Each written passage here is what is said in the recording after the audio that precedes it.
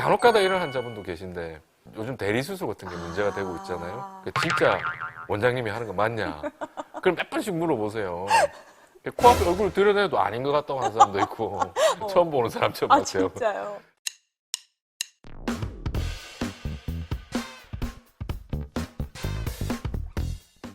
자, 조금 더 알아봐야죠. 네, 척추 내시경을 사용하는 이유. 좀 나오긴 했지만요. 네. 자세하게 한 번 더 살펴보도록 하겠습니다. 기존의 절개 수술은 이제 많이 이제 절개를 하고 열고 다 피부를 열어서 근육을 벌려놓고 수술했거든요. 뭐 예를 들어서 고양이를 굴뚝에 들어가 있는 고양이를 꺼내는 걸 한다 수술을 했을 때 네. 옛날에 굴뚝을 다 부셔가지고 고양이 여기 있네 하고 쏙 꺼내왔는데 요즘은 굴뚝은 손을 대지 말자. 최대한 굴뚝은 놔두고 고양이만 꺼내자. 그래서 요즘 뭐 동물농장 같은 데도 보면 저 밑에 땅굴 깊이 강아지 새끼들만 있는 거 맞아요. 내시경 카메라 넣어서 보잖아요. 네.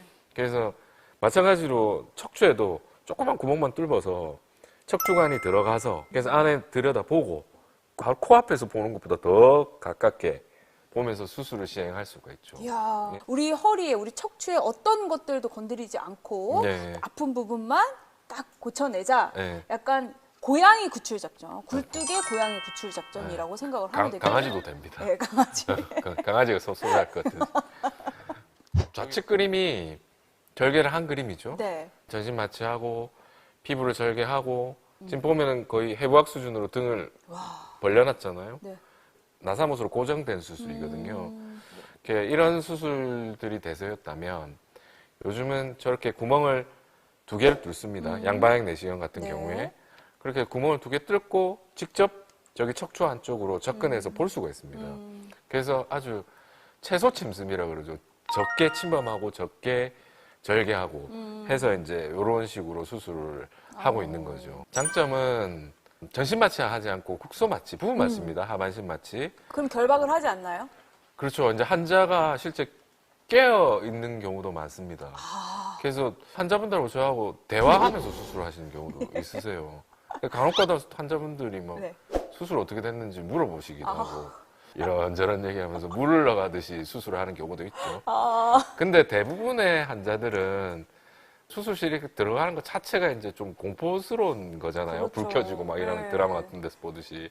저도 사실은 수술 때 누워봤지만 좀 무섭거든요. 네. 내시경 할 때처럼 대부분은 좀 재워달라 그러시죠. 예, 예. 재워달라 그러시고 간혹가다 이런 환자분도 계신데 요즘 대리수술 같은 게 문제가 되고 있잖아요. 진짜 원장님이 하는 거 맞냐? 그럼 몇 번씩 물어보세요.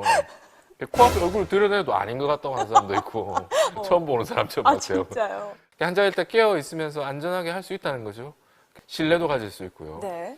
제 입장에서 제일 큰 장점은 고령 환자 수술이 가능합니다. 지금 최고 기록은 89세까지 수술을 해보셨는데 뭐 다른 선생님들은 더 고령도 해보신 분도 계실 겁니다. 90세 이상도. 와, 지금 89세신데도 정정한 분들 많으시거든요. 그렇긴 하죠. 예. 정신 멀쩡하고. 예. 다리만 아프신 분들이 계세요. 이런 분들은 그걸 해결해줘야 되거든요.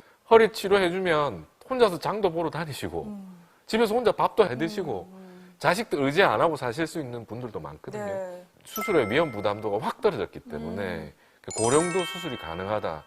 이게 제일 큰 장점 같습니다. 뭐 척추나 어떤 이런 부분은 이 퇴행성 질환이 너무 많기 때문에 연세 드신 분들이 훨씬 약할 수밖에 없는데 이분들에게 이 치료에 방법이 생겼다는 거, 이 전신 마취를 하지 않아도 된다는 게 와 진짜 약간 빛과 같은 그렇죠. 그런 이야기가 아닌가 싶어요.